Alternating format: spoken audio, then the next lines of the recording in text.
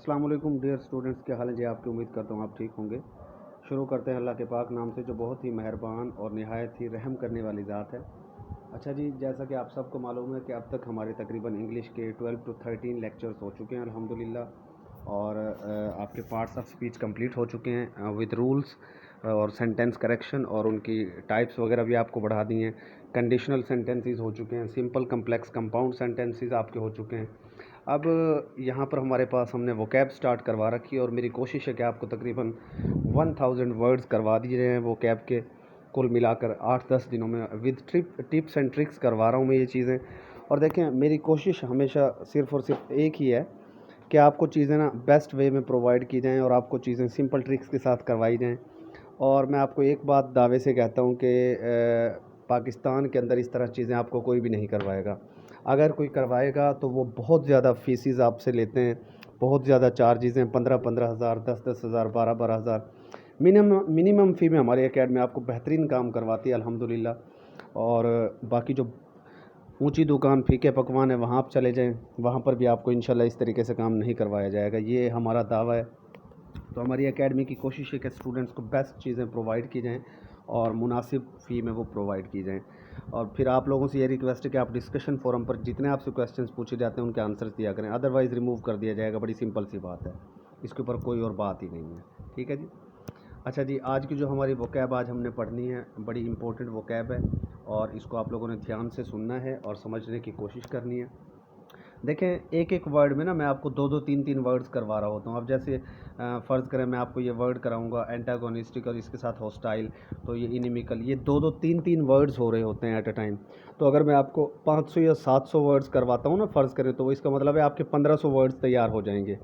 आप इन बातों को समझा करें। और अगर आपने वोकैब को सीरियस वे में कर लिया ना, मैं आपको चैलेंज के साथ कह रहा हूँ कि आप इंग्लिश में मार नहीं खाएंगे। वोकैब के ज़रिए आपके सेंटेंस कंप्लीशन आपकी पूरी होती है, वोकैब के ज़रिए सिनोनिम एंटोनिम्स पूरे होते हैं, वोकैब के ज़रिए आपकी कंप्रीहेंशन सॉल्व होती है, जो मिनिस्ट्री ऑफ डिफेंस के पेपर्स में आती है, एनटीएस के डिफरेंट पेपर्स में आती है, और आने वाले वक्तों में पीपीएससी भी इसको पेपर्स में डाल सकता है, एफपीएससी तो कभी कभी डाल भी देता है। अच्छा जी, सबसे पहला आज का जो हमारा वर्ड है वो है एनिहिलेट। और एनिहिलेट का मतलब होता है तबाह करना। एनिहिलेट का क्या मतलब है जी? तबाह करना। अब देखें, एनिहिलेट को ना आप बड़े आसानी से एक ट्रिक लगा कर याद कर सकते हैं। आप ना इसमें जो है एक वर्ड देखें, यहाँ एक वर्ड आपको एनी नज़र आ रहा है और एक वर्ड लेट नज़र आ रहा है। तो आप कह सकते हैं कि एनी जो है लेट आने वाले को एनिहिलेट कर देती है। एनी लेट आने वालों को एनिहिलेट कर देती है, डिस्ट्रॉय कर देती है, तबाह कर देती है। मिलता है ना कुछ कुछ। एनिलेट आने वालों को एनिहिलेट कर देती है, तबाह कर देती है, डिस्ट्रॉय कर देती है, बर्बाद कर देती है। भाई एनी एक इतनी सख्त ऑफिसर है कि जो भी उसका एम्प्लॉय लेट आता है ना, एनी उसको एनिहिलेट कर देती है, कहीं का नहीं छोड़ती, उसको डिस्ट्रॉय करके रख देती है, एनिहिलेट करके रख देती है। ठीक है। उसके बाद नेक्स्ट वर्ड एंटागोनिस्टिक। इसकी कोई आपको ट्रिक बताने की ज़रूरत नहीं है, बड़ा मशहूर वर्ड है, कॉमन वर्ड है। एंटागोनिस्टिक का मतलब है मुखालिफ। एडवर्स, एडवर्स मैं आपको पहले पढ़ा चुका हूँ। अब एंटागोनिस्टिक मुखालिफ इसका मतलब है, इसके अंदर यहाँ पर एक वर्ड आया हुआ है हॉस्टाइल। हॉस्टाइल भी मुखालिफ को कहते हैं। और अगर आपको ये याद नहीं रहता कि हॉस्टाइल का मतलब मुखालिफ है, तो आप बड़ा इजीली याद रख सकते हैं कि आप एक हॉस्टल में रहते हैं। आप कह सकते हैं कि एक कहानी बना सकते हैं कि यार मैं जिस हॉस्टल में रहता हूँ ना, उस हॉस्टल में मेरे बहुत सारे लोग हॉस्टाइल हैं, यानी मेरे मुखालिफ भी हैं। ठीक है। जिस हॉस्टल में मैं रहता हूँ उस हॉस्टल में मेरे बहुत सारे हॉस्टाइल लोग हैं, यानी कि मेरे मुखालिफ हैं। हॉस्टल में हॉस्टाइल हैं, हॉस्टल में मुखालिफ लोग हैं, हॉस्टल में हॉस्टाइल हैं, हॉस्टल में मुखालिफ लोग हैं। तो इस तरीके से आप इस वर्ड को अपने दिमाग में बिठा सकते हैं। ठीक है जी। हॉस्टल में कौन लोग रहते हैं जी? हॉस्टाइल लोग भी रहते हैं, बहुत सारे, सारे दोस्त नहीं होते, यानी मुखालिफ लोग भी रहते हैं। ठीक है जी। उसके बाद यहाँ पर एक वर्ड आपको नज़र आ रहा होगा इनिमिकल। इनिमिकल का मतलब भी मुखालिफ है। और देखें, एनीमिकल तो आपको थोड़ा थोड़ा मिलता हुआ नज़र आता है वर्ड एनिमी से, और एनिमी आपको पता है कि दुश्मन को ही कहते हैं। तो आप बड़ा आसानी से इनिमिकल को रिलेट कर सकते हैं एनिमी वर्ड के साथ, और इसका क्या मतलब है? मुखालिफ। एनिमी वर्ड का क्या मतलब है? मुखालिफ। ठीक है। तो इस तरीके से आप इनिमिकल को एनिमी के साथ रिलेट करके बड़ा इजीली इसको तैयार कर सकते हैं। तो ये एज सच कोई डिफ़िकल्ट वर्ड नहीं है। ठीक है जी। अच्छा, उसके बाद नेक्स्ट हमारे पास जो वर्ड है वो एंटीपैथी है। एंटीपैथी भी बड़ा कॉमन सा वर्ड है। ठीक है। एंटीपैथी का मतलब होता है दुश्मनी या मुखालफत। अब देखें, इसका जो सिनोनिम यहाँ पर एक हॉस्टिलिटी आया हुआ है, ये उसी वर्ड हॉस्टाइल से निकला है, ये जो हॉस्टाइल आपने पीछे पढ़ा। हॉस्टाइल से बन गया हॉस्टिलिटी, ठीक है। हॉस्टिलिटी का क्या मतलब है? दुश्मनी, या हॉस्टाइलिटी भी इसको पढ़ते हैं। हॉस्टाइलिटी का क्या मतलब है? दुश्मनी, ठीक है। डिसलाइक भी वही होता है, नापसंद करना, दुश्मनी करना किसी के साथ। अभी जो एंटीपैथी है ना, ये तो बड़ा मशहूर वर्ड है। और एक वर्ड आपने पढ़ा होगा, सिंपैथी। सिंपैथी आपने वर्ड, जाहिर सी बात है सब लोगों ने सिंपैथी वर्ड, मुझे उम्मीद है, पढ़ रखा होगा। सिंपैथी का मतलब होता है किसी के साथ हमदर्दी करना, किसी के साथ रियायत करना, दोस्ती करना, किसी के ऊपर तरस खाना। कहता है ना, यार तू बड़ी सिंपैथी दिखा रहा है, उसके साथ तेरा क्या लगता है, तू बड़ी सिंपैथी दिखा रहा है। तो ये जो सिंपैथी है ना, अब सिंपैथी का मतलब होता है किसी के साथ हमदर्दी दिखाना। और एंटीपैथी इसका उलट है। एंटीपैथी का मतलब है किसी के साथ दुश्मनी करना, किसी के साथ ज़्यादती करना और किसी की मुखालफत करना। तो जिसको सिंपैथी वर्ड आता है ना, उसके लिए तो एंटीपैथी वर्ड बिल्कुल मुश्किल नहीं है, बिल्कुल ईजी है, ठीक है जी। उम्मीद है ये वर्ड भी आपको समझ आ गया होगा। उसके बाद एंटीथीसिस है। एंटीथीसिस का मतलब देखें, अब ये एंटी इसमें आया, एंटी ही इसमें आया, एंटा इसमें आया, इन सब के नेगेटिव मीनिंग्स हैं तकरीबन। तो ये एक ट्रिक भी है कि एंटी वाले वर्ड्स जिसमें आ रहे हो ना, वो तकरीबन तजाद वाले वर्ड्स होते हैं, उनके अंदर ज़्यादातर उनका मीनिंग मुखालफत या दुश्मनी होता है। ज़्यादातर का मैं बता रहा हूँ, हर वर्ड की बात नहीं कर रहा, ठीक है जी। अब देखें ना, जिस तरह मैटर और एंटी मैटर, अब वैसे वो मैटर का मुखालिफ है, एंटी मैटर का मतलब मैटर का मुखालिफ, ठीक है। लेकिन हर जगह ये ट्रिक बहरहाल कामयाब नहीं होती। लेकिन 90% चांसेस एंटी का वर्ड जहाँ आता है, उसका वर्ड एंटी बजाते खुद तो मुखालफत को ही जाहिर करता है, लेकिन उसके बाद जो लफ्ज़ लगा होता है ना, उसका मीनिंग अगर आपको आता है तो आप बड़ा इजीली उसको बता सकते हैं। अच्छा, बहरहाल एंटीथीसिस क्या है जी? एंटीथीसिस का मतलब भी कॉन्ट्रास्ट, तजाद है, या अपोजिशन है, मुखालफत, तकाबुला, मुकाबला, तजाद। तजाद भी आप इसको कह सकते हैं, ठीक है। तजाद भी आप इसको कह सकते हैं। अब एंटीथीसिस क्या है?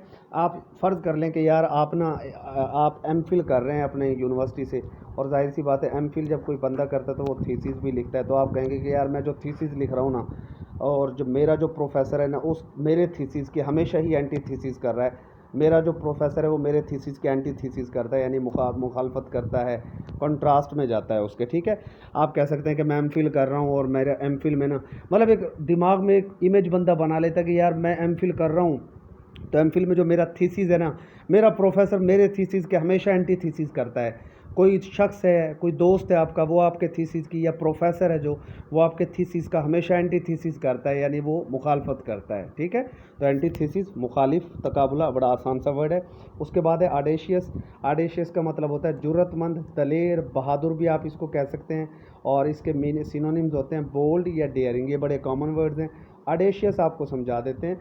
अब देखें ऑडेशियस का मतलब क्या है? जुर्रतमंद या दलेर।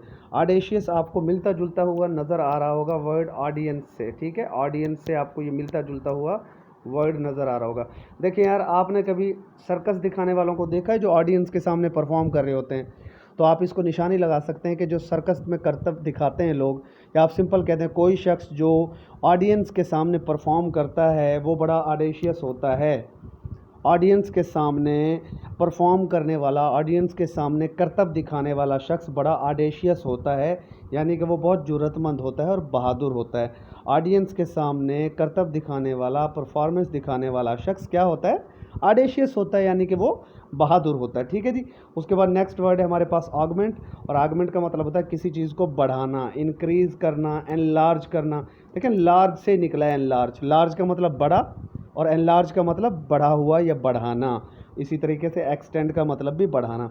आगमेंट वैसे कॉमन वर्ड है, लेकिन फिर भी जो है मैं आपको इसकी छोटी सी ट्रिक एक बता देता हूँ। अगर आपको ये वर्ड नहीं याद रहता, इंशाल्लाह याद हो जाएगा। देखें, आप में से काफ़ी सारे लोगों ने एक टैबलेट का नाम सुना होगा। एक टैबलेट है बड़ी मशहूर, आगमेंटन के नाम से। अगर किसी ने नहीं सुना तो चलो आज सुन लो। आगमेंटन एक टैबलेट है, GSK कंपनी की, जिनकी पैनाडोल है। आगमेंटन भी गालबन इन्हीं की है। अच्छा, आगमेंटन जो है ना, ये इतनी मतलब थोड़ी सा गरीब लोगों के लिए महंगा कैप्सूल है, या महंगी मेडिसिन है, या महंगी गोली है। भाई अगर कोई बंदा आगमेंटन ख़रीदता है तो तुम्हें क्या लगता है कि उसका जो ख़र्चा है घर का, वो बढ़ेगा या कम होगा? तो भाई उसका ख़र्चा आगमेंट होगा। तो आप कह सकते हैं कि यार आगमेंटन टैबलेट घर का ख़र्चा आगमेंट करती है। आगमेंटन ने मेरे घर का ख़र्चा आगमेंट कर दिया है। आगमेंटन टैबलेट ने मेरी परेशानी आगमेंट कर दी है। आगमेंटन की जो टैबलेट है ना, उसने मेरे दुखों को आगमेंट कर दिया है, यानी उसने परेशानी भी बढ़ा दी है, उसने पैसे का ख़र्चा। सिंपल बात है, आगमेंटन गोली जो बंदा ख़रीद रहा है बार बार, जिसको डेली बेसिस पर आगमेंटन की गोली ख़रीदनी पड़ रही है, उसका ख़र्चा क्या हो रहा है? उसका ख़र्चा आगमेंट हो रहा है, यानी उसका ख़र्चा इंक्रीज़ हो रहा है डे बाई डे। उसका खर्चा कम नहीं हो रहा। ठीक है जी। आगमेंटन गोली खरीदने वाले का खर्चा आगमेंट होता है, आगमेंटन गोलियां खरीदने वाले बंदे का खर्चा हमेशा आगमेंट होता है, यानी बढ़ता ही रहता है। उसके बाद नेक्स्ट बड़ा इंपॉर्टेंट वर्ड जनाब ऑस्टियर सॉरी। अच्छा, जो ऑस्टियर वर्ड है ना, इसके दो मीनिंग्स होते हैं। एक तो इसका मतलब सादगी होता है और एक इसका मतलब होता है सख्ती। ये दोनों मीनिंग्स में यूज़ होने वाला वर्ड है सेंटेंस के हिसाब से। ठीक है, तो पेपर में वो बहरहाल दोनों एक साथ वो नहीं देगा इसको सिनोनिम्स। ऑस्टियर, अब देखें यार, ऑस्टियर को ना आप ऑस्ट्रेलिया से याद कर लो। ऑस्ट्रियर, ऑस्ट्रेलिया या ऑस्ट्रिया भी एक मुल्क है, बहरहाल ऑस्ट्रेलिया से आसानी याद हो जाएगा आसानी से। आपने ऑस्ट्रेलियन क्रिकेट टीम को कभी खेलते हुए देखा है? ऑस्ट्रेलियन क्रिकेट टीम के प्लेयर्स हमेशा दूसरी क्रिकेट टीम के प्लेयर्स को बुली करते हैं। वो हमेशा उनको ना जो है वो टॉन्ट करते हैं, दूसरी खिलाड़ियों को तंग करते हैं। बड़े सख्त किस्म के प्लेयर्स हैं यार। ऑस्ट्रेलियन टीम के जो प्लेयर्स हैं वो बड़े ऑस्टियर हैं। ऑस्ट्रेलियन टीम्स के जो प्लेयर हैं वो बड़ी सख्ती करते हैं, बहुत सख्त हैं, वो बहुत ज़्यादा सख्त हैं। तो ये एक मीनिंग तो आपको बड़ा इजीली याद हो गया। लेकिन आप साथ साथ ये भी कह सकते हैं कि यार वो सख्ती ज़रूर करते हैं, सख्त ज़रूर हैं, लेकिन उनके अंदर सादगी भी है। वो ख़ुद भी सादगी पसंद हैं, हालांकि वो हैं नहीं, बस ट्रिक बता रहा हूँ ना याद करने के लिए कि जी ऑस्ट्रेलियन टीम के खिलाड़ी ना खुद भी सादगी पसंद है और दूसरी टीमों को भी सादगी की सलाह देते हैं। वो सादगी पसंद हैं और सख्त भी बहुत हैं। सादगी भी है और उनमें सख्त भी बहुत हैं। अब सख्ती के हिसाब से अगर आप देखें तो ऑस्ट्रेलिया के प्लेयर बड़े ऑस्टियर होते हैं, हार्श होते हैं, सिवियर होते हैं और रिगोरस होते हैं। क्या होते हैं? रिगोरस। अभी जो रिगोरस वर्ड है, रिगोरस, ये भी ज़ाहिर है सख्ती के मीनिंग देता है। अब रिगोरस वर्ड को अगर आपने याद करना है तो रिगोर, रिगोर, रिगोर, रगड़, रिगोर, रगड़, रिगोर, रगड़, तो थोड़ा थोड़ा सा मिलता है यार। अब क्या करें, कुछ तो तुक्का लगाना है ना। रिगोरस वर्ड, रिगोरस रगड़ वाला, रगड़ वाला, रिगोरस रगड़ वाला, सख्ती वाला, रगड़ वाला, रिगोरस रगड़ वाला, सख्ती वाला, रिगोरस रगड़ वाला, सख्ती वाला। तो कुछ कुछ याद हो जाता है इस तरह कि यार जो रिगोरस है वो रगड़ वाला है, सख्ती वाला है, हार्श है। रगड़ वाली चीज़ नरम तो नहीं हो सकती ना, जिससे रगड़ है वो चीज़ हार्श ही होगी, सिवियर ही होगी। रिगोरस चीज़ क्या होती है? हमेशा ऑस्टियर होती है। ऑस्ट्रेलिया के प्लेयर हमेशा ऑस्टियर हैं, यानी कि वो सख्त हैं, सख्त मिजाज हैं, लेकिन उनके अंदर सादगी भी है। दोनों मीनिंग है ऑस्टियर के, सादगी भी, लेकिन रिगोरस का मीनिंग हमेशा सख्ती वाला ही होगा, ये जहन में रखिए। अच्छा जी, उसके बाद नेक्स्ट वर्ड है हमारे पास ऑथेंटिक, खुद कीजिएगा, कॉमन वर्ड है। नेक्स्ट वर्ड हमारे पास एवर्स है। एवर्स को मैं पहले इससे पढ़ाऊँगा आपको, एवर्जन से। अच्छा, एवर्जन का मतलब होता है हॉस्टिलिटी या हैट्रिड या नफ़रत। अब देखें, एवर्जन का मतलब क्या है? नफ़रत, या किसी चीज़ से आपको नफ़रत हो, आप कहते हैं कि मुझे यार इस चीज़ से ना बड़ी एवर्जन है, नफ़रत है, या हैट्रिड है, या हॉस्टिलिटी मुखालफत है। तो भाई एवर्जन, आपके पास इस वक्त कौन से मोबाइल का वर्जन है? फ़र्ज़ करें आपके पास मोबाइल है कोई भी, इन्फिनिक्स का मोबाइल है, या आप कह देते हैं जी आपके पास नोकिया का कोई मोबाइल है, उसका वर्जन है। तो आप कहेंगे यार मेरे पास ना ये नोकिया का थक्कड़ सा वर्जन है और मुझे अपने इस मोबाइल के वर्जन से ना बहुत एवर्जन है, मुझे अपने मोबाइल के एवर्जन से एवर्जन है। यानी कि मुझे ना बस मुझे मेरे मोबाइल का जो वर्जन है ना मुझे नहीं है पसंद। लड़कियां जैसे अक्सर अपने भाइयों से, हस्बैंड से कह देती हैं कि मैनू होर ला के दे बई, मैनू इस मोबाइल के वर्जन नाल बहुत ही एवर्जन हैगा। ठीक है ना, यानी नफ़रत हैगी।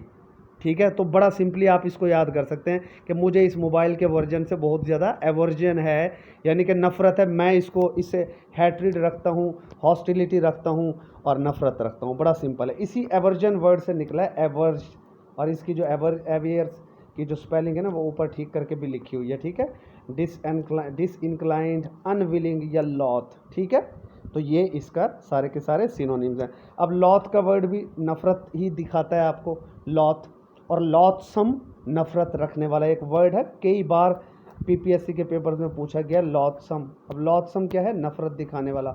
अब देखें, ये जो वोकैब मैं आपको करवा रहा हूँ ये आपको कहाँ कहाँ याद काम आएगी? सेंटेंस कंप्लीशन में काम आएगी ये आपको। ठीक है, सिनोनिम एंटोनिम्स में तो याद आती ही है। उसके अलावा एनालॉगी आती है आपकी बहुत ज़्यादा पेपर्स के अंदर। ठीक है, उसके अंदर एनालॉजी के अंदर, ये एनालॉगी जो भी है आप इसको जो कहते हैं, उसके अंदर बहुत ज़्यादा काम आती है। सेंटेंस स्ट्रक्चर के अंदर काम आती है, सेंटेंस कंप्लीशन में काम आती है, सिनोनिम एंटोनिम्स में वोकैब काम आती है। तो भाई इसको अच्छे तरीके से कर लो, और जिस तरह मैं करवाने की कोशिश कर रहा हूँ इस तरह आपको इंशाल्लाह कोई भी नहीं कराएगा, ये मैं आपको बता दूं। कदर कर लो, और बड़ी मिनिमम फ़ी में करवा रहे हैं। और जो स्टूडेंट क्वेश्चंस का आंसर नहीं करेगा उसको रिमूव कर दिया जाएगा। बड़ी सिंपल बात है। मैं सख्ती करता हूँ इस मामलात में। जब मैं उस्ताद हूँ तो आप मेरे शागिर्द हैं, चाहे आपकी उम्र कितनी भी हो, और वैसे भी आप में से किसी की उम्र मुझसे ज़्यादा नहीं है। ठीक है ना। अच्छा, उसके बाद लॉथ मैं आपको पढ़ा रहा था। लॉथ का मतलब भी वही नफ़रत है, जिस तरह एवर्जन है या नफ़रत करना है। अच्छा, लॉथ, यार आप ये बताएं, अगर आपके सामने किसी भी लड़के या लड़की के सामने खून का लोथड़ा हो, तो आप में से कोई आदमखोर तो नहीं है ना। खून के लोथड़े से तो हर बंदा ही नफ़रत करता है, यार ये क्या यक यक यक कर रहा होता है हर बंदा कि यार ये क्या है, ये खून का लोथड़ा मेरे सामने ला के रख दिया, हटाओ मुझे इस खून के लोथड़े से। लॉथ है बहुत ज़्यादा, मुझे खून के लोथड़े से बहुत ज़्यादा लॉथ है, यानी कि नफ़रत है। और ये वो राज हैं जो मैं आप लोगों को दे रहा हूँ, जो ये मेरी अपनी वोकैब है तैयार की हुई, मैं आपको ये भी बता दूँ। और मुझे इस तरह इस वोकैब को याद करने में कम से कम 3 से 4 साल लगे थे। मेरे पास अल्हम्दुलिल्लाह एटलीस्ट 2000 वर्ड्स की वोकैब मौजूद है। और अल्हम्दुलिल्लाह यही वजह है कि मेरे इंग्लिश में कभी भी, अभी भी, जो लास्ट टाइम मैंने एक टेस्ट दिया था आपकी तरह, आप लोग जिस तरह देते हैं, मैंने भी एक टेस्ट दिया था इंग्लिश का, एफपीएससी का। 17 के ही देता हूँ मैं ज़्यादातर अल्हम्दुलिल्लाह, और बहुत सारे क्लियर भी हैं। इंटरव्यूज़ पेंडिंग में है, दुआ किया करें, अल्लाह ताला कामयाब करे मुझे भी और आप सबको भी। वैसे अल्हम्दुलिल्लाह मैं ऑलरेडी 16 स्केल पर जॉब कर रहा हूँ। तो हो सकता है इस वीडियो का अगर कोई 2 साल बाद या साल बाद देख रहा हो, तो उस वक्त पता नहीं हम में और आप में से कौन इस दुनिया में हो, हम में से कोई क्या कर रहा हो। फ़िलहाल की बात मैं कर रहा हूँ। सॉरी। अच्छा जी, तो लॉथ आपको याद हो गया। तो अब ये देखें ना, अब यही वजह है कि जो अपना लेटेस्ट मैंने एक इंग्लिश का जो पेपर दिया था, उसमें अल्हम्दुलिल्लाह 20 में से मेरे 19 मार्क्स थे, ठीक है। अब उसकी वजह क्या है, यही वोकैब वगैरह की तैयारी। और मेरे स्टूडेंट्स के भी अल्हम्दुलिल्लाह बहुत सारों के 18, 16, 17 मार्क्स आए हैं लास्ट, जो मेरे प्रीवियस सेशन को कंप्लीट कर चुके थे, जो 3 माह पहले कंप्लीट हुआ था। अब तो ये सेशन तो तकरीबन बाद में स्टार्ट हुआ है ना, ठीक है। तो इंग्लिश को आपको करने के लिए वोकैब से आप नहीं बच सकते। अच्छा जी, उसके बाद ऑकवर्ड तो बड़ा आम सा वर्ड है। बेढंगा, बेअक्ला, जो बेवकूफ़ सा हो उसको आप कहते हैं ऑकवर्ड, या अजीब सा काम हो जो आपकी अकल से हटकर हो उसको आप ऑकवर्ड कहते हैं, ठीक है। अनगेनली भी कॉमन वर्ड है। इसके अंदर एक थोड़ा सा डिफरेंट वर्ड है क्लमसी। क्लमसी भी कहते हैं बेवकूफ़ को या बेढंगे को। अच्छा, जब लड़कियां जैसे सिलाई कढ़ाई करती हैं तो सीते हैं आप किसी चीज़ को, तो वो आप सुई से सीते हैं ना। लेकिन अगर कोई बंदा कलम से सी रहा है, कलम से जो सिलाई कर रहा है, कलम से सिलाई कर रहा है, तो आप कह रहे हो कलम से सी रही है तू बेवकूफ़ है, तू कलम सी है। कलम से सी रही है तू कपड़े, अजीब बेवकूफ़ लड़की है यार तू। आप अपने दोस्त के पास चली जाती हो, आप कहते हो कि यार तू अजीब लड़की है, तू कलम से सी रही हो, तू तो कलम सी है। तो कलम से सीने वाली लड़की कलम सी होती है, यानी बेढंगी होती है, बेवकूफ़ होती है। कलम से सीने वाली लड़की क्या होती है, क्लमसी होती है। कलम से सीने वाली लड़की क्लमसी होती है, बेढंगी होती है, बेअक्ली होती है। उम्मीद है याद हो गया होगा। ये आसान है, ऑसम, स्टनिंग, अमेजिंग, ये आप खुद करेंगे, ठीक है जी। अच्छा, उसके बाद नेक्स्ट वर्ड की तरफ चलते हैं। नेक्स्ट वर्ड हमारे पास है जी बारबेरस। बारबेरस का मतलब होता है वहशियाना या जालिम। अनसिविलाइज्ड कह सकते हैं, विल्ड कह सकते हैं, इनह्यूमन कह सकते हैं, ठीक है जी। पहले बारबेरस का आपको बता देते हैं। देखिए यार, बारबेरस को ना, आप अंग्रेज़ों के लिए तो जो बाबर था ना वो वहशी ही था, आपके लिए हीरो हो सकता है, लेकिन बाबर कहते थे, अंग्रेज़ कहते थे कि यार ये जो बाबर है ना ये बड़ा बारबेरस है, बड़ा जालिम है, वहशियाना अंदाज़ है इसका। अंग्रेज़ों के लिए जो बाबर था वो बारबेरस था, अंग्रेज़ों के लिए जो बाबर था वो बारबेरस था, यानी कि जालिम था, वहशियाना था, ठीक है।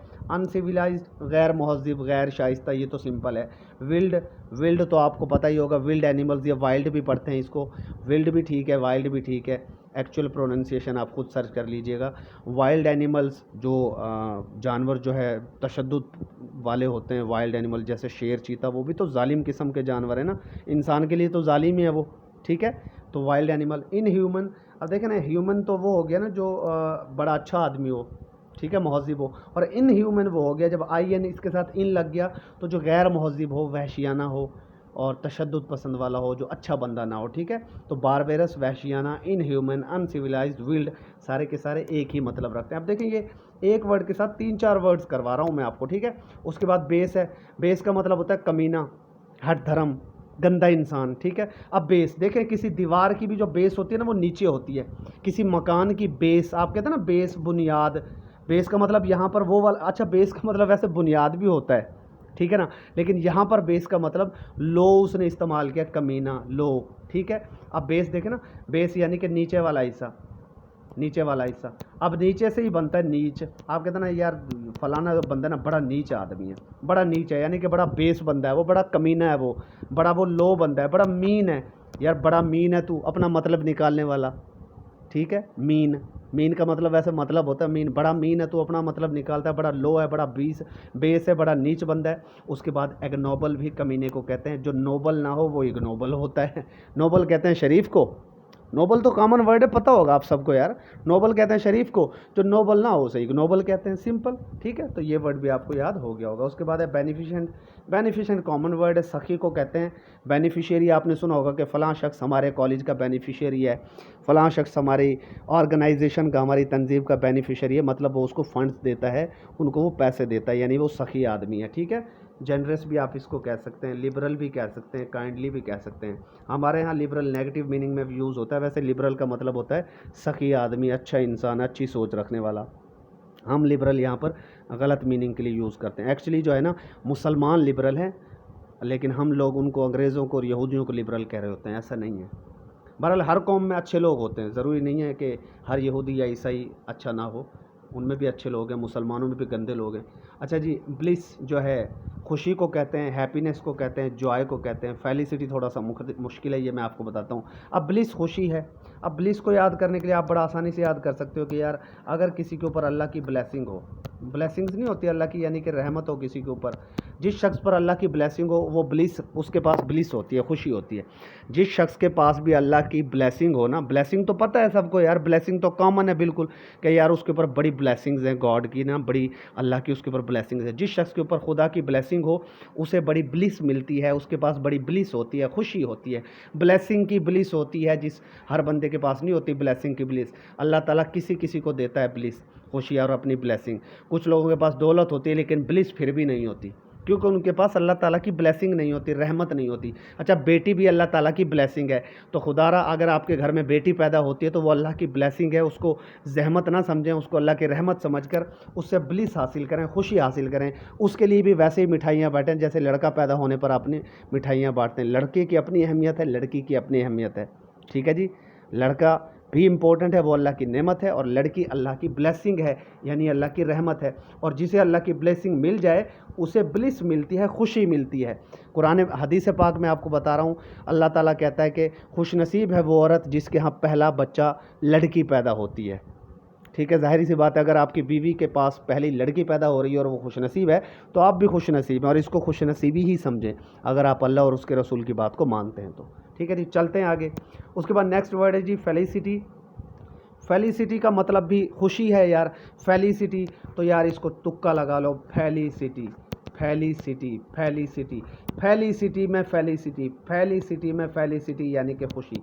फेलिसिटी में हर तरफ फेलिसिटी। कोई अच्छा काम हो गया शहर में जनाब, शहर में बिजली आ गई, कोई शहर ऐसा था वहाँ बिजली नहीं थी, शहर में बिजली आ गई, शहर में बिजली आने की वजह से जनाब क्या फैली, फेलिसिटी में फेलिसिटी, फेलिसिटी में फेलिसिटी, यानी खुशी फैल गई, पूरे शहर में फेलिसिटी है भाई, फेलिसिटी, पूरे शहर में फेलिसिटी, फेलिसिटी में फेलिसिटी यानी खुशी, फेलिसिटी में फेलिसिटी यानी कि खुशी फैल गई पूरे शहर में, बड़े आसानी से याद कर सकते हैं। उसके बाद बॉइस्ट्रस, बॉइस्ट्रस का मतलब है शोर शराबा या शोर शराबा करने वाला, नॉइजी, स्टॉर्मी। बॉइस्ट्रस भी बड़ा कॉमन वर्ड है, आप सबको इसका पता होना चाहिए, लेकिन याद नहीं तो आप कहो यार जो हमारा बॉस है ना बड़ा बॉइस्ट्रस है, हमारा जो बॉस है ना यार, बॉस हमारा बहुत बॉइस्ट्रस है, बहुत शोर शराबा करता है काम के लिए, ये काम तुमने क्यों नहीं किया, ये काम तुमने क्यों नहीं किया, अपने एम्प्लॉयज़ के ऊपर बहुत ज़्यादा चीखता है, चिल्लाता है, बहुत ज़्यादा बॉइस्ट्रस है, यानी कि शोर शराबा करने वाला शख्स है हमारा जो बॉस है। क्लैमरस भी इसका सिनोनिम है, क्लैमरस भी बड़ा कॉमन वर्ड है, बल्कि इसका नहीं बताता, ये आप मुझे बताएंगे डिस्कशन फोरम पे कि क्लैमरस की क्या ट्रिक होनी चाहिए, शोर शराबा। अच्छा, उसके बाद नेक्स्ट है ब्राल। ब्राल का मतलब होता है झगड़ा। तो ब्राल तो यार आप बड़े आसानी से कर सकते हो, वो कहते हैं यार फ़लाँ जगह पे बड़ा बवाल मच गया, और फ़लाँ जगह ना बवाल मच गया, झगड़ा हो गया, फ़लाँ जगह पे बवाल मच गया, झगड़ा हो गया, फ़लाँ जगह पर बवाल मच गया, झगड़ा हो गया जी, फ़लाँ जगह पर बहुत ज़्यादा बवाल मच गया, ब्राल मच गया। बवाल मतलब ब्राल, ब्राल बवाल झगड़ा, ब्राल बवाल यानी कि झगड़ा, ठीक है जी। फाइट भी आप इसको कह सकते हैं, वो उम्मीद है याद हो गया। उसके बाद स्क्वेबल, अच्छा हैसल भी जो है झगड़े को ही कहते हैं, ऊपर एक वर्ड लिखा हुआ है हैसल, झगड़े। अच्छा, उसके बाद स्क्वेबल, स्क्वेबल का मतलब भी झगड़ा ही है। अब स्क्वेबल को आप याद कर सकते हैं, सूखे का बिल, नीचे एक लिखा हुआ एक वर्ड हमने, सूखे का बिल ना देने पर झगड़ा। कोई सूखा सा बंदा है, वो एक होटल पे चला गया, सूखा सा बंदा होटल पर जाकर वो खाना खा रहा। अब सूखा सा बंदा, उस बेचारे ने एक रोटी खाई, थोड़ी सी उसने सब्जी खाई, वो सोच रहा था जी कि 10 रुपये की रोटी है और 30 रुपये की सब्जी होगी, 40 रुपये बन गए ज़्यादा से ज़्यादा। बिल आया, वेटर बिल लेकर आया तो 5,000 का बिल।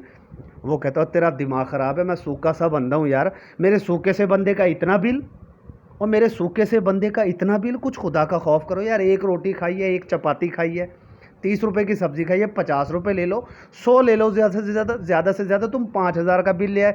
आगे से बंदा कहता है बाबा जी, काका जी, चाचा जी, भाई जी, आप 5 स्टार होटल में बैठे हैं, यहाँ पर इतना ही बिल बनेगा 5,000। तो सूखे का उस बिल के ऊपर स्क्वेबल हो गया, वहाँ पर उस सूखे बंदे का उस बिल के ऊपर क्या हो गया, स्क्वेबल हो गया, यानी कि झगड़ा हो गया। सूखे का बिल के ऊपर हुआ स्क्वेबल, सूखे बंदे का बिल के ऊपर हुआ स्क्वेबल, यानी कि झगड़ा हो गया। उम्मीद है ये वर्ड भी आपको याद हो गया होगा, ठीक है जी। उसके बाद नेक्स्ट वर्ड हमारे पास जो है वो है ब्रेविटी। ब्रेविटी का मतलब होता है इख्तसार या मुख्तसर, ठीक है जी। ब्रेविटी का क्या मतलब है, इख्तसार या मुख्तसर, शॉर्टनेस, कॉन्साइसनेस। कॉन्साइस तो बड़ा आम सा वर्ड है, ब्रेविटी। अच्छा, ब्रेविटी को आप याद कर लें कि जो ब्रेव लोग होते हैं ना, वो बड़े इख्तसार से काम करते हैं। ब्रेव लोग जनाब लंबे चौड़े, ये नहीं है एक काम के अंदर वो जनाब 4-4 घंटे लगा दें। ब्रेव लोग बड़े स्मार्ट तरीके से काम करते हैं, मुख्तसर, मुख्तसर, कॉन्साइसनेस से, शॉर्टनेस के ज़रिए काम करते हैं। ब्रेव लोग ब्रेविटी से काम करते हैं, ब्रेव लोग ब्रेविटी से काम करते हैं, लैक्सिटी से काम नहीं करते। ब्रेव लोग ब्रेविटी से काम करते हैं और लैक्सिटी को वो परहेज़ करते हैं। लैक्सिटी ब्रेविटी का एंटोनिम है, ठीक है जी। अच्छा, उसके बाद नेक्स्ट हमारे पास वर्ड है ब्रूटल। ब्रूटल कहते हैं वहशियाना या जालिम बंदे को, क्रूअल बंदे को, सैवेज बंदे को कहा जाता है। ये कॉमन वर्ड्स हैं, आपको वैसे ही पता होना चाहिए। उसके बाद बर्लेस्क। बर्लेस्क का मतलब होता है पुरमज़ा या मज़ाहिया या तमस्खर आमेज़ भी है। बर्लेस्क का मतलब तमस्खर आमेज़ भी होता है, तमस्खर आमेज़, ठीक है जी। तमस्खर आमेज़ यानी पुरमज़ा, मजाक वाला, जो अजीब सी चीज़ हो, ठीक है। अब बर्लेस्क को अगर आपने याद करना है तो बर्लेस्क यार एक इंडिया के अंदर एक इलाका है बरेली, ठीक है। बरेली, बरेली जो है ना अपने पहलवानों के लिए बड़ा मशहूर है, लेकिन वहाँ के जो पहलवान हैं ना बरेली के, वो बड़े बर्लेस्क हैं यार, बड़े पुरमज़ा हैं, बड़े वो तंज करते हैं आने जाने वाले लोगों के ऊपर, ठीक है ना। आने जाने वाले लोगों के ऊपर वो बड़े, ये जो पुरमज़ा बर्लेस्क का मतलब है यहाँ, ये पॉजिटिव मीनिंग में नहीं हो रहा, नहीं है ये वर्ड, ये नेगेटिव वाला पुरमज़ा है, यानी ओवर पुरमज़ा होना, तनकीद करना बहुत ज़्यादा, किसी को तमस्कर उड़ाना, बर्लेस्क है। तो बरेली में जो लोग हैं ना, वो लोगों का बर्लेस्क किस्म के लोग हैं। तो यानी मतलब वो पुरमज़ा हैं, लोगों पर तंज करते हैं, तमस्कर आमेज़ लोग हैं। बरेली के लोग बड़े बर्लेस्क हैं, यानी तमस्कर आमेज़ हैं, ठीक है जी। फार्स भी इसका सिनोनिम है, कैरी कैचर भी इसका सिनोनिम है। कैरी कैचर याद करना है तो क्रिकेट के अंदर हमेशा गेंद को कैच किया जाता है, अगर वहाँ पर कोई कैरी को कैच कर रहा हो तो वो कैरी कैचर है, यानी कैरी को कैच करने वाला, कैरी को कैच करने वाला, कैरी को जो बंदा कैच कर रहा होगा उसके अंदर क्या है, कैरी कैचर है यार। और भाई गेंद को कैच करो, कैरी को कैच कर रहा है तो गेंद की जगह, ठीक है। फ़र्ज़ करें बैट्समैन ने हिट लगाई है, गेंद आ रही है और कोई क्राउड में बंदा हुआ एक कैरी फेंक, कैरी कहते हैं कच्चे आम को कैरी कहा जाता है एक ज़बान में, ठीक है ना, राजपूतों की ज़बान में और मेवाती ज़बान में, ठीक है। कैरी जो कहते हैं वो कच्चे आम को कहते हैं। वैसे अगर कोई बंदा गेंद की जगह पे कैरी को कैच कर रहा हो तो आप कहेंगे यार बड़ा कैरी कैचर रवैया इसका यार, गेंद को कैच नहीं कर रहा, कैरी को कैच कर रहा है। तो कैरी को कैच करना मतलब कैरी कैचर रवैया, यानी कि तमस्खर आमेज़, लोग उसका कैरी कैचर बनाएंगे, यानी मजाक बनाएंगे उसका फिर, ठीक है। एक तुक्के ही होते हैं याद करने के लिए यार, थोड़ा सा दिमाग में बिठाने की कोशिश किया करो, वरना ये वर्ड आपको कभी भी याद नहीं होंगे। उसके बाद है ब्रीच। ब्रीच जो है 2 मीनिंग्स में यूज़ होता है। ब्रीच का मतलब दरार है एक तो, ठीक है, दरार, और दूसरा अगर इसको एज ए वर्ब यूज़ करें तो ब्रीच का मतलब होता है कानून तोड़ना, ठीक है। ब्रीच का क्या मतलब होता है, कानून तोड़ना, यानी कानून तोड़ दिया किसी ने तो उसका तो हो गया वायलेशन, ब्रीच तोड़ना, ठीक है। तो ये तो आपने वैसे ही याद करना है, ठीक है। उसके अलावा ब्रीच, अब देखें ब्रीच आप इसको थोड़ा सा ना, अगर आप इसको दरार के मतलब में याद रखना चाहते हैं, दरार के मतलब में, तो आप बीचेस को कभी आप देखा बीच, तो आप कहेंगे यार बीच के ऊपर ना जलजले की वजह से ब्रीच पड़ गया, बीच के ऊपर जलजले की वजह से ब्रीच पड़ गया, बीच के ऊपर जलजले की वजह से ब्रीच पड़ गया, यानी कि दरार पड़ गई, दरार पड़ गई। ब्रीच हो, ब्रीच का मतलब वैसे तोड़ना होता है, ब्रीच ब्रेक से निकला है थोड़ा थोड़ा सा, ये ब्रीच ब्रेक वर्ड होता है तोड़ना, एक BREK ब्रेक, ब्रेक का मतलब होता है तोड़ना, ठीक है। उसी से ये वर्ड जो है थोड़ा थोड़ा सा मिलता है, ब्रीच, यानी अगर आप तोड़ने के मीनिंग में याद करते हो, ब्रीच ब्रेक तोड़ना, ब्रीच ब्रेक तोड़ना, ब्रीच ब्रेक तोड़ना। और अगर आप इसको दरार के मीनिंग में याद करते हो, दरार जो शगाफ जिसको कहते हैं आप, तो फिर आपको इसे जो है बीच से याद करना है कि यार बीच के ऊपर ना जलजले से ब्रीच पड़ गया, दरार पड़ गई बहुत ज़्यादा, वहाँ पर एक रिफ्ट पड़ गई। रिफ्ट का मतलब भी होता है दरार या क्रैक, दरार या क्रैक। रिफ्ट का क्या मतलब है? दरार या क्रैक। लिफ्ट में क्रैक, लिफ्ट में दरार। आप किसी लिफ्ट में सफ़र कर रहे हो, जलजले से लिफ्ट में भी दरार पड़ सकती है, जलजले से बीच पर भी ब्रीच पड़ सकती है।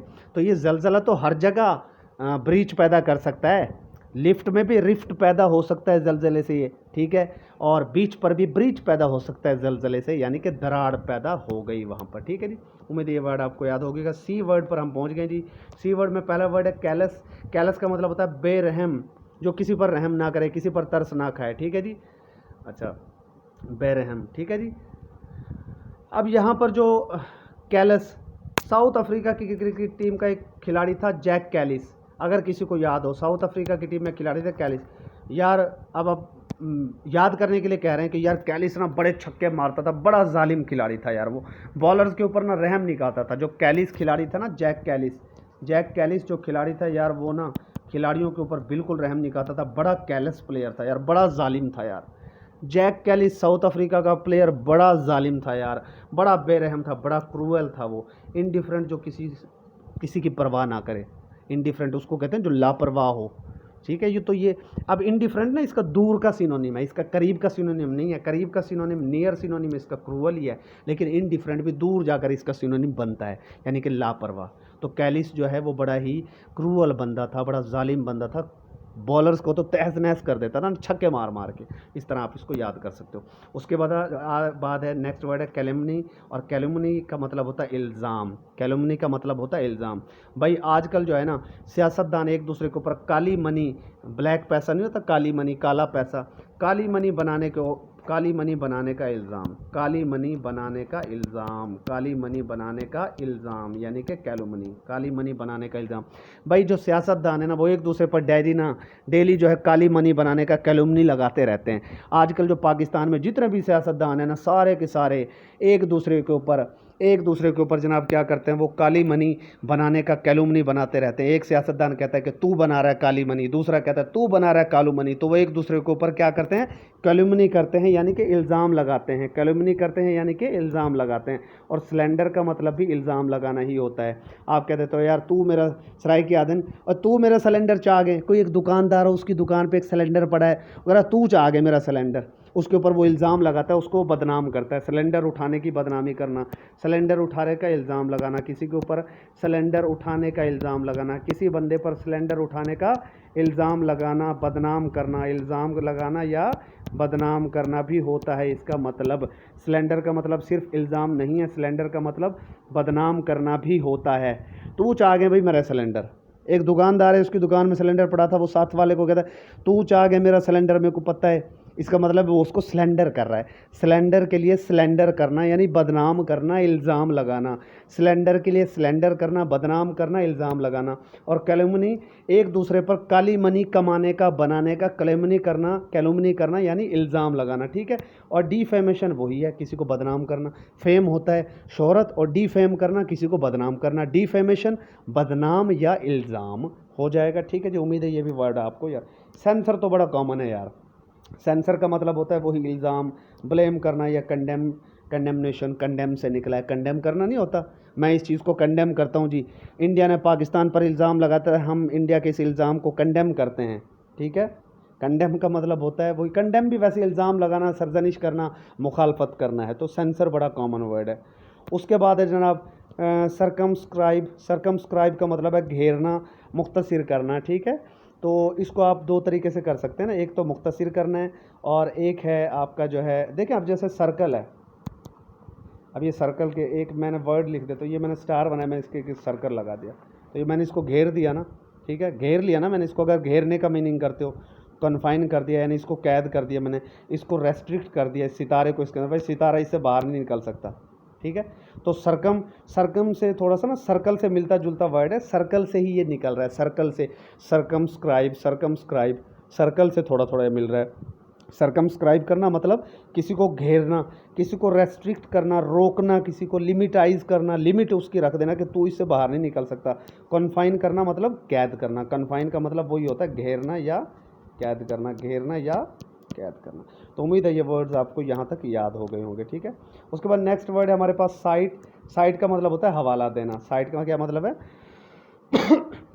हवाला देना, ठीक है। तो ये तो कॉमन वर्ड है। मेंशन करना या कोट करना का मतलब है कि जी मैं फ़लाँ जगह से ये बात कोट कर रहा हूँ। कहते हैं ना इमरान खान, वो फ़लाँ जगह से, इमरान खान है, नवाज शरीफ, शहबाज शरीफ, जो भी हैं वो कहते थे या कहते हैं कि जी मैं फ़लाँ जगह से ये बात कोट कर रहा हूँ, ठीक है। कोट करने का मतलब है हवाला देना, साइट मेंशन करना, ठीक है। तो ये आसान है। उसके बाद ये क्लैमर आ गया, वही पीछे क्लैमरस हमने पढ़ा था, उसी का ये वर्ब है। क्लैमरस का मतलब है, क्लैमर का मतलब है शोर, सॉरी नाउन है उसका। क्लैमर का मतलब है वही शोर शराबा, आउट कराए, कोई बाहर निकल कर क्राई कर रहा है, आउट कराए, बाहर निकल कर कोई शोर कर रहा है, क्राई कर रहा है, चिल्ला रहा है, तो वही है ये। अप्रोर का मतलब भी शोर शराबा है। अब अप्रोर में देखना, अच्छा पहले दिन को कर लेते हैं। दिन का मतलब भी शोर शराबा, और दिन में यार बहुत सारे लोग शोर शराबा करते हैं। यार तू सारा दिन शोर शराबा करता है, आप कहते हैं ना किसी को सारा दिन शोर शराबा करता है। फ़र्ज़ करो आप एक टीचर हैं, आप कहते हैं यार मेरी क्लास ना सारा दिन करती है मेरी क्लास सारा दिन करती रहती है। ये वर्ड दिन के तौर पर यूज़ होगा, दिन, DIN, दिन, ठीक है। मेरी जो क्लास है ना सारा दिन करती है, सारा दिन करती है, यानी कि शोर करती है, क्लैमर करती है, आउट क्राई करती है मेरी क्लास, ठीक है। उसके बाद है अप्रोर। अब जो अप्रोर है, अप्रोर का मतलब भी होता है शोर शराबा ही, हंगामा, शोर शराबा या हंगामा। अच्छा फ़र्ज़ करें आप जो है, आप किसी को लीडर मानते हैं, फ़र्ज़ करें इमरान खान है, उसे लोग लीडर मानते हैं, या कोई नवाज़ शरीफ को लीडर मानता है, ठीक है। और इमरान खान जनाब रोना शुरू कर देता है टीवी पर आकर। अब अगर इमरान खान टीवी पर आकर रोए तो सारे कहेंगे इमरान खान साहब आप रो रहे हैं, इस बात के ऊपर हंगामा हो जाएगा। इमरान खान के रोने पर ना अप्रोर हो जाएगा, पूरे मुल्क में हंगामा और शोर होगा, ये बात याद रखना। इमरान खान को ज़ाहिर है जो बंदा लीडर मानेगा वो कहेगा इमरान खान साहब आप रो रहे हैं, इस बात पर तो अप्रोर हो जाएगा। इमरान खान के रोने पर अप्रोर हो गया, इमरान खान के रोने पर अप्रोर हो गया, मुल्क में इमरान खान के रोने पर अप्रोर हो गया, शोर शराबा हो गया, हंगामा हो गया। इमरान खान के रोने पर मुल्क भर में शोर शराबा हुआ, अप्रोर हुआ। आप रो रहे हैं इमरान खान साहब, आप कैसे रो सकते हैं यार, हम आपको लीडर मानते हैं, ये है वो है, जो भी इमरान खान को लीडर मानते हैं। ये मेरी कोई अपनी ओपिनियन नहीं है, मैं आपको सिर्फ निशानियां बताने के लिए बात कर रहा हूँ, ठीक है जी। और मेरी क्लास सारा दिन करती है, शोर शराबा करती है, हंगामा करती है। तो उम्मीद है ये वर्ड्स भी आपको याद हो गए होंगे, ठीक है जी। उसके बाद नेक्स्ट हमारे पास वर्ड है कैलेंडरस्टाइन। कैलेंडरस्टाइन का मतलब होता है चोरी छुपे, कैलेंडरस्टाइन यानी कि सीक्रेट। स्टील थी जो वर्ड है, देखें ना, स्टील थी वर्ड, एक वर्ड आप कह सकते हैं स्टील करना। स्टील का क्या मतलब होता है? चोरी करना, यही होता है ना स्टील, चोरी करना। स्टील चोरी करना होता है ना, स्टील, स्टोलन, ठीक है। तो उसके स्पेलिंग डिफरेंट बहरहाल हो सकते हैं, लेकिन स्टील से ही निकला है कि चोरी छुपे, स्टील थी चोरी छुपे, स्टील चोरी करना, स्टील थी चोरी छुपे, तो ये तो आम सा है। और सीक्रेट जो है आपको पता है, ये पोशीदा, ये चोरी छुपे बात को कहते हैं। अब कैलेंडरस्टाइन वर्ड को आपने याद करना है, तो कैलेंडरस्टाइन वर्ड की मेरे जहन में तो आ रही है इस वक्त ट्रिक, लेकिन ये ट्रिक मैं आप लोगों के ऊपर छोड़ता हूँ। आप मुझे बताएंगे डिस्कशन फोरम पर कि कैलेंडरस्टाइन को चोरी छुपे क्या ट्रिक इसकी होनी चाहिए आपके ख्याल में, या आप कमेंट्स में बता सकते हैं। उसके बाद है जनाब क्लेमेंसी का मतलब होता है तरस करना किसी के ऊपर, पिटी दिखाना किसी को, ठीक है ना। पिटी भी तरस को कहते हैं, कॉमन वर्ड है। मर्सी, ठीक है ना, मर्सीफुल जैसे होता है, तो ये भी कॉमन वर्ड है। तो क्लीमेंसी, तो इसको थोड़ा सा आप कर सकते हैं मन से वर्ड कहते हैं, मन से क्लेमेंसी दिखाता है। जो बंदा अच्छा हो वो मन से क्लेमेंसी दिखाता है, जिस बंदे के अंदर रहम हो वो अपने मन से क्लेमेंसी दिखाता है, जिस बंदे में रहम हो वो मन से क्लेमेंसी दिखाता है। जैसे हमारे प्यारे नबी मोहम्मद सल्लल्लाहु अलैहि वसल्लम, उन पर लाखों करोड़ों दरूद व सलाम, नबी पाक सल्लल्लाहु अलैहि वसल्लम मन से हमेशा लोगों को क्लेमेंसी दिखाते थे। वो तो जानवरों पर भी क्लेमेंसी दिखाते थे, क्योंकि वो मन से लोगों के हमदर्द थे, कुल कायनात के हमदर्द थे हमारे प्यारे नबी, लिहाजा वो मन से क्लेमेंसी दिखाते थे, यानी कि वो तरस करते थे लोगों के ऊपर, मर्सी दिखाते थे, पिटी दिखाते थे। तो उम्मीद है कि आज के वर्ड्स ये देखें। अब ये यार आपको ना कोई 30 वर्ड्स नहीं कराए मैंने, अगर मैं आपको इनकी गिनती करके दिखाऊँ ना, तो ये देखें 1 2 3 4 5 6, मतलब 2 लाइन में 6 वर्ड्स हैं, और ये 1 2 3 4 5 6 7 8 9 10 11 12 13 14 15, और कम अज़ कम ना ये 50 से 60 वर्ड्स मैंने आपको आज करवाए हैं। एटलीस्ट हो सकता है 70 to 80 भी हों। तो खुदारा डेली बेसिस पर काम को करते रहें, टेस्ट को अटैम्प्ट करें, मैं वरना रिमूव कर दूंगा, फिर आप पछताएंगे। ठीक है जी।